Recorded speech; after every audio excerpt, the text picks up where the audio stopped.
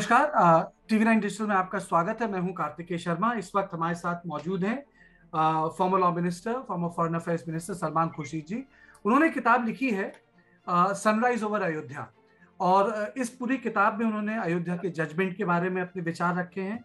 उन्होंने बताया कि जजमेंट में क्या क्या कहा गया है, जजमेंट क्या था, और उसके एक पोर्शन में धर्मों का मतलब क्या होता है उसके बारे में बताया गया, और उसके बाद कई सारे टेक्निकल इश्यूज बताए गए। लेकिन मुख्यतः बात यह है कि उन्होंने देश और अयोध्या के जजमेंट के बाद चीजें क्या हो गई हैं और कैसी होनी चाहिए उस पर भी अपने विचार रखे हैं खुले रूप से।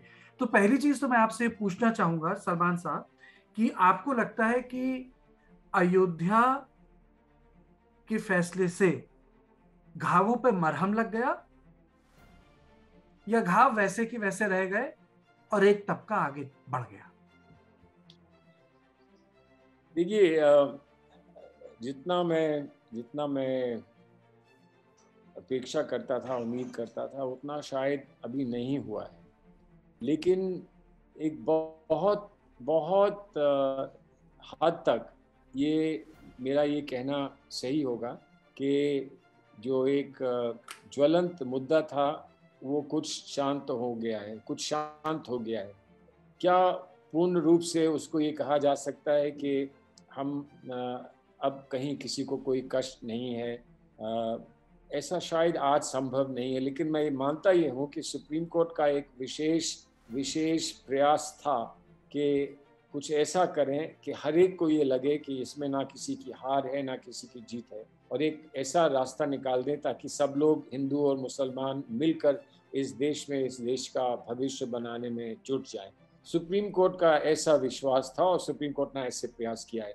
अब वो कितना कामयाब हो ही जाता है, नहीं होता है, उसमें सहयोग चाहिए हम लोगों की, सब सब बड़े बड़े संस्थाओं का सहयोग चाहिए, सरकार का सहयोग चाहिए, आम जनता का सहयोग चाहिए, अल्पसंख्यकों का सहयोग चाहिए, बहुसंख्यकों का सहयोग चाहिए। एक हमको एक मौका मिला है, एक अवसर मिला है अपनी एक बीती हुई दुखी गाथा को समाप्त करने का, और मैं उम्मीद करता हूं कि ऐसा होगा। और इसीलिए मैं समझता था किताब लिखना एक अनिवार्य है कि इस किताब में कम से कम लोगों को जो जजमेंट है, जो जो फैसला हुआ है, वो उपलब्ध हो जाए, कि बिना फैसला पढ़े कहीं दूर से ही कुछ अपना मन बना लिया और अपनी बात कह दी, ऐसा ना हो। और जजमेंट को समझाया जा सके अच्छी तरह, उसको समझने के लिए क्या कुछ उसमें आना चाहिए, जो उसकी कमेंट्री में होना चाहिए, वो मैंने प्रस्तुत करने का प्रयास किया है। अब देखते हैं, उम्मीद करते हैं कि कुछ, अगर सुप्रीम कोर्ट पूरी तरह से कामयाब नहीं हुआ तो शायद मेरी ये छोटी सी तुच्छ सी जो एक प्रयास है, तुच्छ सा प्रयास है, ये कामयाब हो जाए, सफल हो जाए। आप कह रहे हैं कि टू मूव फॉरवर्ड जिसे कहते हैं कि अब आगे देखना चाहिए, लेकिन आपको लगता है कि वो हो सकता है अयोध्या के फैसले के बाद, जब एनआरसी, सीए, शाहीन बाग, इस तरह की घटनाएं तो कम हुई नहीं है, पहली चीज तो ये। और दूसरा सवाल ये कि ठीक है, एक भव्य मंदिर वहां बन रहा है, लेकिन इसी किताब में आपने लिखा है, और वो जो शब्द थे अदालत के जिसपे बोला कि वहां मस्जिद भी बनाई जाए, उस पर किसी की तरफ से औपचारिक रूप से कोई बयान, वक्तव्य, एक जिसे कहते हैं ना पार्टिसिपेशन, भाई आपका मंदिर बन गया अब आपकी मस्जिद बना देते हैं, वो तो हुआ नहीं। ये आपने नहीं नहीं, ये आपने बहुत अच्छी बात कही, बहुत अच्छी बात कही है। मैंने अपने कई साथियों से ये कहा भी उस समय कि हमारा जो कर्तव्य है और जो हमने जो वायदा किया था वो ये था कि सुप्रीम कोर्ट का जो भी फैसला होगा वो हम उसे उसे सलाखों पर रखेंगे। तो सुप्रीम कोर्ट का फैसला भव्य मंदिर बनाने के लिए नहीं है। सुप्रीम कोर्ट का फैसला है कि एक मंदिर बने, यहाँ पर मंदिर बने, और इसी के पास में एक मस्जिद भी बने। ये सुप्रीम कोर्ट का फैसला है। और सुप्रीम कोर्ट ने ऐसा नहीं किया कि हम दान दे देते हैं, कि मस्जिद के लिए भी कुछ दान कर देते हैं तो झगड़ा खत्म हो जाएगा, ऐसा नहीं था। सुप्रीम कोर्ट ने माना कि जो अल्पसंख्यक लोग उनके सामने आए थे, उनके भी कुछ अधिकार थे, उनका भी कुछ हनन हुआ। जो बहुसंख्यक लोग आए थे उनके भी कुछ अधिकार थे, और माने हुए अधिकार थे, जो जो अल्पसंख्यकों ने भी माने थे, और उन्होंने जो दस्तावेज पेश किए या जो भी उन्होंने अपने उसने एविडेंस पेश की, वो थोड़ी सी ज़्यादा प्रभावशाली थी, और इसलिए ये फैसला उन्होंने दिया है। लेकिन आर्टिकल 142 में सुप्रीम कोर्ट को आदेश है, कॉन्स्टिट्यूशन के, हमारे संविधान के, कि आप जो भी फैसला करें, आपको ये अधिकार है कि आप उसको ऐसे करें कि जो आपके सामने समस्या है, जो आपके सामने तथ्य हैं, उसमें पूर्ण रूप से आप जस्टिस कर सकें, आप न्याय कर सकें। तो कानूनी विधि के जो विधि के अनुसार जो होता है, उसके साथ साथ पूर्ण न्याय मिल जाए। और पूर्ण न्याय कैसे मिलेगा? वो तभी मिलेगा जब हर पक्ष को ऐसा लगेगा कि हम ना हारे हैं ना हम जीते हैं, लेकिन एक समाधान निकला है, एक रास्ता निकला है। और मैं समझता हूँ बहुत हद तक ऐसा हुआ भी है, और अगर ये पूर्ण रूप से लोगों को समझ में आ जाए ये बात, और उसमें मेरा ये थोड़ा सा प्रयास किताब लिखने का, इस पुस्तक को लिखने का और प्रस्तुत करने का, अगर इसको आगे बढ़ा सकता है तो मैं समझूंगा कि एक बहुत बड़ी उपलब्धि। आपने समाधान की बात की, लेकिन इसी किताब में एक चीज बिल्कुल साफ होती है कि क्रिमिनल इंटेंशन को लेकर अकाउंटेबिलिटी फिक्स नहीं हुई। और अंग्रेजी में तो कहावत है, justice delayed is justice denied. तो जब आप बार बार ये बात कहते हैं कि मरहम लगाना, फॉरगिवनेस, अंग्रेजी के शब्द हैं क्लोजर, तो क्या बिन अकाउंटेबिलिटी के हो सकते हैं सलमान साहब? देखिए, ये बात जो है चाहे आपकी, सजा मिले ना मिले, मैं ये ऐड कर देता हूँ। नहीं वो सही है, आपकी बात सही है, लेकिन एक और सवाल भी कभी कभी उठता है कि ये सब हो गया, किसी को सजा मिल जाएगी तो क्या होगा? यही कि वो फिर से ऐसा नहीं करेगा। सजा के दंड देने के दो कारण होते हैं, कि आपने जो किया है उसका आपको दंड मिले, नहीं, मैं तो सजा की और बात ही नहीं कर रहा। आगे आप ऐसा मैं तो कह रहा हूँ किसने किया है। मैंने तो यही बोला ना, सजा तो बेबुनियादी है। मैं किसने किया यही तो तय नहीं हो पाया। ये जो आप कह रहे हैं, इसको अगर विस्तार से आप जजमेंट को पढ़ेंगे, तो मैं मानता हूं कि अकाउंटेबिलिटी की बात रिकॉर्ड में हो गई है इतिहास में। भारतवर्ष के मंदिर बनेगा वहां, बन रहा है वहां, लेकिन किसने क्या गलती की, किसने क्या अन्याय किया, ये बात जजमेंट में स्पष्ट हो गई है।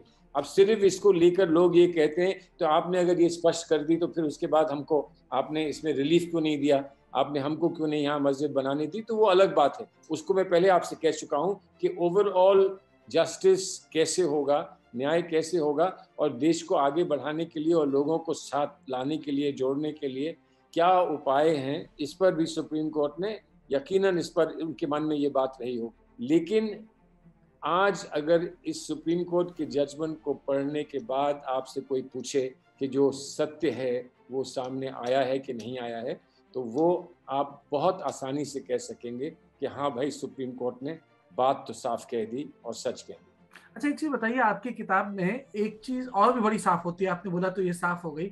ऐसा लगता है आपकी किताब पढ़ के कि देश में जो सेक्युलरिज्म का बोझ है वो केवल सुप्रीम कोर्ट के कंधे पे है या हायर जुडिशरी के कंधे पे है। वो political parties, civil society actors, वो पार्लियामेंट के कंधों पे नहीं है। वो केवल सुप्रीम कोर्ट की जिम्मेदारी बन गया है। या ये भी बहुत आपने पते की बात कही है। जिम्मेदारी तो सब पर होनी चाहिए और सब पर है। सच्ची बात यह है कि सब पर है, निभाएं ना निभाएं वो अलग बात है, उसका निर्वाह करें ना करें वो अलग बात है। लेकिन जब तक सुप्रीम कोर्ट कम से कम है जो ये बात कहता है, सिर्फ इसी केस में नहीं बल्कि बहुत और चीज़ों में जो आपने जिनका विवरण किया, जैसे एनआरसी का मामला था, सीए का मामला था, यूएपीए का है, जिस तरह से लोगों को पर अंकुश लगाए जा रहे थे जगह जगह पर। अभी चीफ जस्टिस ने किस तरह से एक कमेटी बनाई और कहा कि जो सर्वेलेंस हो रहा है भारतवासियों पर, उसकी जांच होगी, उस पर आपको आपकी जवाबदेही है। सुप्रीम कोर्ट ने बहुत अच्छे अच्छे काम किए हैं और सुप्रीम कोर्ट ऐसे काम लगातार करता रहेगा, मुझे ऐसी उम्मीद है। लेकिन सेकुलरिज्म को डिफेंड करने के लिए जो सुप्रीम कोर्ट कर चुका है, उसके आगे भी सुप्रीम कोर्ट को करना पड़ेगा, ऐसा हम सब लोगों का विचार है। और हम सुप्रीम कोर्ट में इसमें अपना जो सहयोग दे सकते हैं वो देंगे। रही बात पॉलिटिकल पार्टीज की, अगर हम कहीं चूक गए, अगर हम ये सोचकर कि कहीं ऐसा ना हो कि हम इलेक्शन हार जाएं, कोई ऐसा ना हो कि हमारा सुपड़ा ही साफ हो जाए, तो कहीं पर अगर हम चूक गए तो मैं समझता हूं कि वो उस गलती को हमें स्वीकार करना चाहिए। लेकिन हमसे बहुत बड़ी गलतियां औरों ने की हैं, वो भी कहीं से थोड़ा सा स्वीकार करें कि उन्होंने भी गलती की। अब तो वो सरकार में आ गए, सत्ता में बैठ गए, उसके बाद भी गलती करें, ये बात समझ में नहीं आती। नहीं, क्योंकि इस चीज का जिक्र आपने अपनी खुद किताब में किया। आपने ये भी बताया कि कांग्रेस प्रेसिडेंट ने क्या बोला था जब किसी व्यक्ति ने एक बैठक के दौरान हिंदू राष्ट्र की बात की थी। ये आपकी किताब में लिखा है। तो सवाल पूछ तो क्या होगा उसके बाद। तो मैं आपसे इसलिए सवाल पूछ रहा हूँ कि कई सारी चीजें थी, जैसे कि 2019 के उसमें सेडिशन वाला था, उसको लेके दो स्वर में पार्टी की आवाजें आ गई। बाद में 370 पे दो स्वर पे आई। तो मैं मोटी बातें कह रहा हूँ। अभी क्या सही है गलत है वो अलग बात है, लेकिन जो जो मुद्दे आपने अपनी किताब में उठाए हैं, जिसको अंग्रेजी में मैं बोलूं तो कॉन्स्टिट्यूशनल प्रॉपर्टी का मुद्दा, या एक जो एक गरिमा है संविधान की, और जो हमारे फाउंडिंग फादर्स ने चीजें रखी हैं कॉन्स्टिट्यूंट असेंबली की डिबेट्स के बाद, उन मुद्दों पर आप प्रिंसिपल ऑपोजिशन पार्टी हैं, आपके भी कदम लड़खड़ाए हैं तमाम मुद्दों को लेके। बड़े नेता शाहीन बाग देखिए नहीं गए।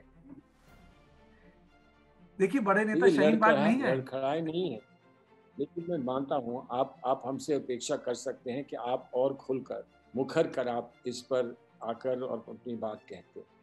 हमारे यहाँ भी हमारे यहाँ भी और पार्टियों में भी होता है, डेमोक्रेसी में ऐसा है कि कई कई विचार होते हैं। कोई समझता है कि हम बाएं चलें, कोई समझता है कि नहीं, हम अब दाएं चलें, सलमान साहब, मैं आपसे चाहे इसलिए वो पूछ रहा हूँ ये सवाल अर्थव्यवस्था बार के बार। संबंध में है। कांग्रेस पार्टी से कहा जाता है कि भाई असदुद्दीन ओवैसी बीजेपी की बी प्लेयर है।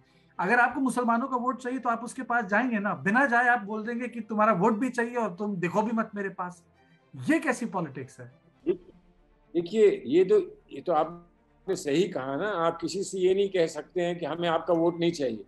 बीजेपी एक जमाने में कहा करती थी मुसलमानों से कि हमें आपका वोट नहीं चाहिए। अब क्या है, उन्होंने इंद्रेश जी को बैठा दिया है कि नहीं, इनका वोट लेकर आओ, किसी तरह से इनको साथ ले लो, इनको साथ रखो।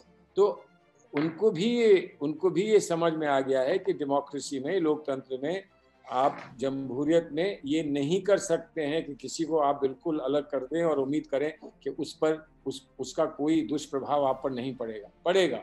आज वो लोग कम हैं, कल उनके साथ दूसरे आएंगे, लोग जुड़ेंगे, मिलेंगे, नए नए परिवर्तन आएंगे, नए अलायंसेस बनेंगे। लेकिन रही बात मुद्दे की कि अगर कहीं कोई चीज़ गलत हो रही है तो उस पर हमने नहीं कहा, शायद ऐसा नहीं होगा।